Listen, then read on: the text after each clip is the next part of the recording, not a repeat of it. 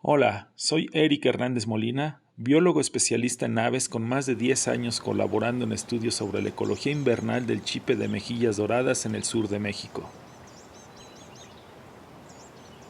El chipe de mejillas doradas es una especie catalogada en peligro de extinción por la Unión Internacional para la Conservación de la Naturaleza.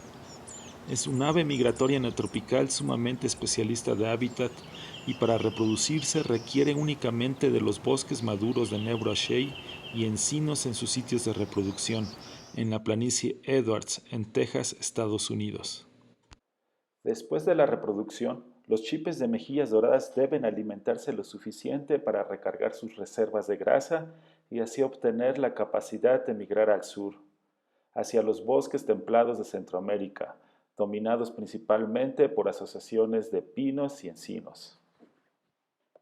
A este macizo de bosques templados se le conoce como la ecorregión de bosques de pino-encino de Centroamérica, que abarca desde Chiapas en México, Guatemala, El Salvador, Honduras y norte de Nicaragua. En estos bosques se juntan especies migratorias y residentes para conformar las parvadas forrajeras mixtas, siendo ensambles de aves insectívoras que buscan alimento de manera conjunta. Esto les proporciona un mayor éxito de captura de insectos, así como protección contra depredadores. Lo curioso de este ensamble de aves es que cada especie hace su trabajo. Hay especies que buscan alimento principalmente en las copas de los árboles, otras que lo hacen a ras de suelo, otras como el chipe trepador en las cortezas de los árboles. Durante los estudios realizados por la Alianza para la Conservación de los Bosques de Pino-Encino de Centroamérica, se han documentado aproximadamente 80 especies de aves asociadas a estas parvadas insectívoras. Estas parvadas están conformadas por diferentes grupos de aves como los virios, similares a los chipes pero con movimientos más calmados, picos más gruesos y generalmente con colores menos encendidos. Los mosqueros son mucho más quietos, pueden estar minutos en el mismo lugar y algunos de ellos sirven como vigías para avisar sobre posibles depredadores. También se asocian especies de carpinteros, chinchineros, sastrecillos, trepatroncos, perlitas, todos ellos principalmente insectívoros.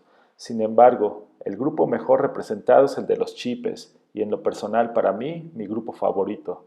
También los más ágiles, son el alma de estos ensambles.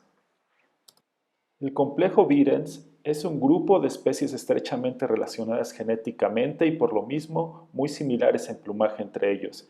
Son migratorios, se reproducen en Norteamérica y 4 de las 5 especies se pueden encontrar en estas parvadas forrajeras mixtas. El chipe dorso verde se reproduce en el noreste y centro de Norteamérica, en los bosques deciduos. El chipe cabeza amarilla se reproduce en los bosques de coníferas del noroeste. Es una especie especialista de los árboles de coníferas. El chipe de Townsend se reproduce en el oeste de Estados Unidos, mientras que el chipe de mejillas doradas se reproduce, como lo hemos mencionado antes, en una pequeña porción del centro de Texas. Estas 4 especies migran al sur y pueden ser observadas en una misma parvada en los bosques templados de Centroamérica. Para estudiar al chipe de mejillas doradas en estos bosques es necesario estudiar a las parvadas forrajeras mixtas, lo cual puede ser todo un reto si contamos con la presencia de otras especies muy similares como las del complejo Virens. En la Alianza para la Conservación de los Bosques de Pino-Encino de Centroamérica hemos desarrollado un protocolo para el estudio de estas parvadas y del chipe de mejillas doradas. Este protocolo disminuye el margen de error y hace compatible los datos que se toman en Guatemala, Honduras, El Salvador, Nicaragua y Chiapas.